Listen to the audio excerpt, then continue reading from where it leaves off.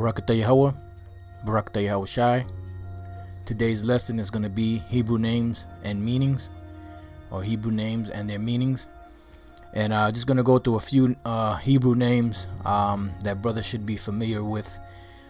You're not going to remember every single Hebrew name, of course, but certain ones of them are very important, to know, and to know their meanings and know how to break it down.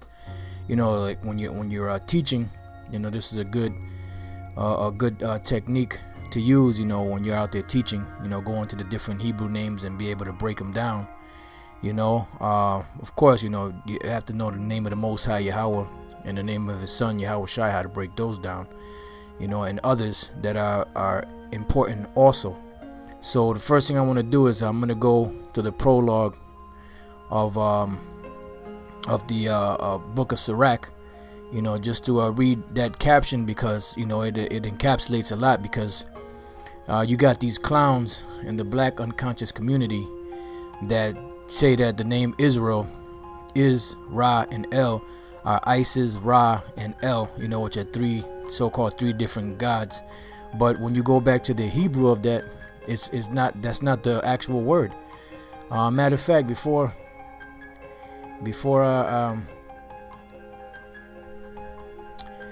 okay, so this is the prologue to the wisdom of Jesus, son of Sirach, or the prologue to the book of Sirach. It says, for the same things uttered in Hebrew and translated into another tongue have not the same force in them, and not only these things, but the law itself and the prophets and the rest of the books have no small difference when they are spoken in their own language. And that's why you have to go back to the original language that they were written in, so you can get a better understanding of what it means. Because like I was saying, those clowns from the unconscious, black unconscious community, they'll try to say that the name Israel is like a compound word, for Isis, Ra, and El. No, it is a compound word, but not for Isis, Ra, and El, because that's not the original language of the name. The original language of the name goes back to the word here, as you see, Yah, Shar, Allah. That's a Yah, Shah, Ra, Allah. So Yah, these two are connected. Yah, Shar, Allah. You see here, Yashar, Allah. Now the Yah means he, Shar equals prince, and Allah is power or God.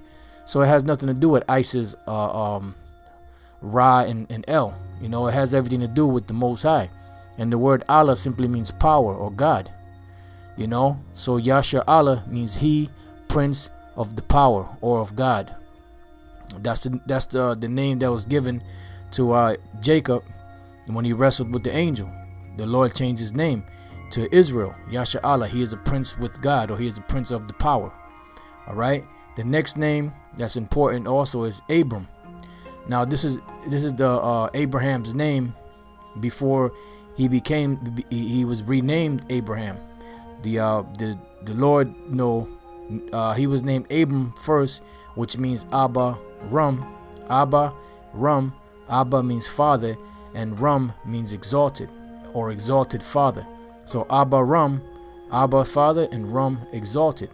Then his name was changed, because the reason why he was called Abba Rum was because he was the first father of the promise. He's the first one that the Most High exalted.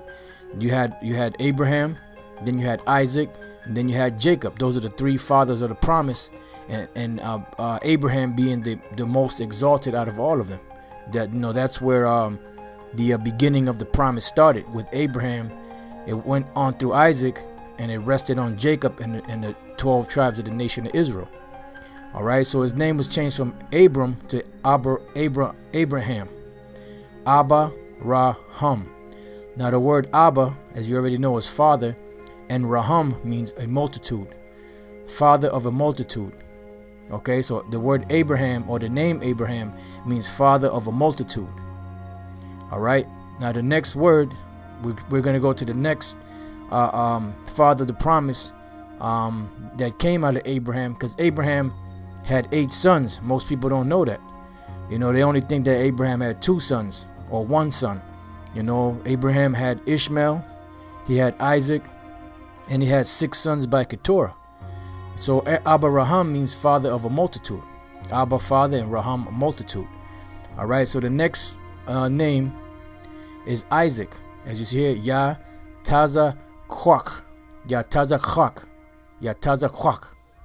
Okay, Ya Taza Kwak means laughter, because when the angel told Abraham that Abraham was going to have a son, and Sarah, Abraham being 99 and Sarah being about 90 years old, Sarah laughed. So that they ended up naming Isaac Laughter. Okay, so the next father of the promise, because Isaac had two sons, Jacob and Esau, and out of those two sons, the Lord only chose one, which was Jacob. Now the name Jacob comes from the Hebrew word Ya'aikwab. Ya'aikwab means supplanter. Like to get over on somebody. He supplanted Esau for his birthright. He supplanted Esau for his blessings.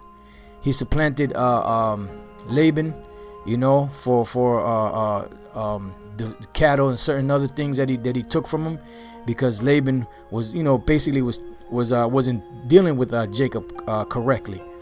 So his name is called supplanter, which means to get over on somebody.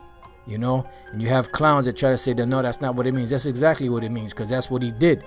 That's why Esau said, is he not rightly named Jacob, or supplanter? He said he supplanted them 2 times, of his birthright and of his blessings. All right. So the next name we're going to deal with is Melchizedek, which Melchizedek is Malachya Tazadak. Malachya Tazadak. Or you could say Malach Tazadak. Malachya Tazadak.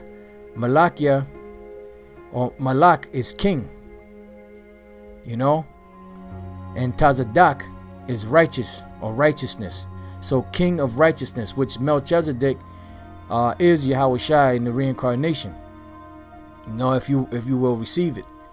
All right. So Malachya Tazadak, or Malach Tazadak, which is king of righteousness. Okay. Now the next important name that we're going to deal with is Joseph, which the name Joseph comes from the Hebrew word Yahwasap. Now the name Joseph, or Yahwasap, this looks like a Paleo Hebrew or ancient Hebrew I, or Lashon Kodash I, but it's really supposed to be like this, as you see here. But when I copied and pasted it, for some reason it didn't give you that little lip, so that's a Sa, in case you were wondering. So Joseph is Yahwasap. Now the word Yahwasap, Yah is he, and Wasap is will add. So Yahwasap, he will add. And why was he named Joseph, or Yahwasap, he will add? Because even though Rebecca, had given birth to Joseph, really spiritually, when you look at it, through Joseph came Ephraim and Manasseh, and they were both joined, or added to the 12 tribes, because they were part of, the Lord used it that way for them 2 children to be a part of the 12 tribes, 2 tribes, they became 2 tribes. They didn't do it. The Lord didn't do that with any other of Jacob's sons, except for Joseph. So spiritually, if you look at it, he will add means that, he pretty much that the Lord added 2 tribes through Joseph. All right. So Yahwasap, he will add. Now the next name, that's another important name to know, is Esau, or Aishah. Aishah. Aishawa. Aishah. Now the word Aishah comes from, there's two words, or actually one word with a suffix. Aishash, what you see here, Aishash means wasted. Like your pigmentation being wasted, or being wasted, lack of color. And then the Wa is he. So Esau means wasted he, or wasted away is he. Because when you look up the name Esau in the Blue Letter Bible, they'll tell you it means hairy, which doesn't mean hairy. The name Esau means wasted he. you know, and that was deep, because when he came out his mother's womb, he came out like one that didn't have any pigmentation, you know, or any color.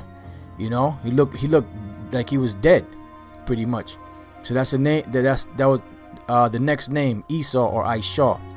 All right, the next name that you should know is Seir or Sha'ayar. Sha'ayar.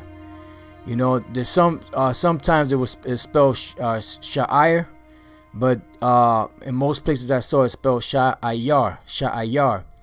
You know, so whether you say Sha'ir or Sha'ayar, the word Sha'ayar means hair, because this was a name of the mountainous regions that were in the land of what the so-called scholars call Petra, down in the land of Edom, and they look like a bunch of hairs. You know, if you look at your arm, you know, you got those little hairs on your arm. It kind of looks like a range of mountains. So that's why they were called Seir or Sha'ir or Sha'ayar, hair. All right. The next one that's good to know is the name Edom. Now the name Edom comes from the Hebrew word Adawam. Now when you look at the Strong's Concordance, because remember, you know, they got good information in there, but they also go off. So what they did was they took all these different names, Hebrew names, and just added numbers to them and lumped certain names together or certain words together, because the name Edom is a totally different word than the name Adam. All right, the name Edom is Adawam. That's how it's spelled, Adawam, which the name Adawam means red, like the color of Esau's skin, red. The so-called white men, they're red. They're not really white. They're red. All right, so Adawam equals red. All right, now the name Adam, Adama, the name Adama means ground. It's a total different word than Edom, but since they are spelt similar, they gave them the same. They put them together or joined them together as one word, you know. But they're two totally different words. The name Edom means red, and the name Adam means ground. Okay, because Adam was made of the deep, rich, dark soil of the planet, of the earth, but Edom was just red. You know, so there's two totally different words. You know, and people, these devils try to play on that. They try to say the name Adam means red. You know, like they say ruddy, and the word ruddy does not mean red. You know, it's a term to signify youthful beauty. You know, the next word is Kedar, and this is one of, I believe this is the second born or third born of Ishmael, and the name Kedar or Quadar is dark skinned, and the reason why Ishmael named Kedar that was because he came out very, very dark. He came out darker than any of his other brothers, so he called him Quadar, dark skinned. Remember, you have a range from a light brown to a dark brown. You know, a light brown consisting of, as they would say, high yellow. You know, so you have a dark brown and you have a light brown. So the name Kedar or Quadar is dark skinned. All right, the next word is Joshua, which Joshua's name is synonymous with Yahushai's name. They're the same name, both. Okay, Yahushai, Yahushai.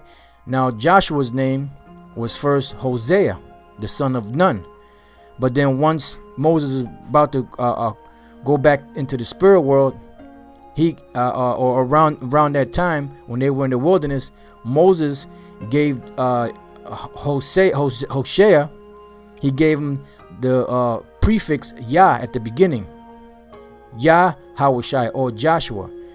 Okay, so Yahushai, the Yah is he, and Yahushai means savior. All right, because he was going to be at that time the next leader to lead Israel into the promised land. All right, that's why the Spirit had Moses change his name from Hosea to Yahushai or to Joshua. All right, he's the savior. All right, the next one is Caleb, Caleb. All right,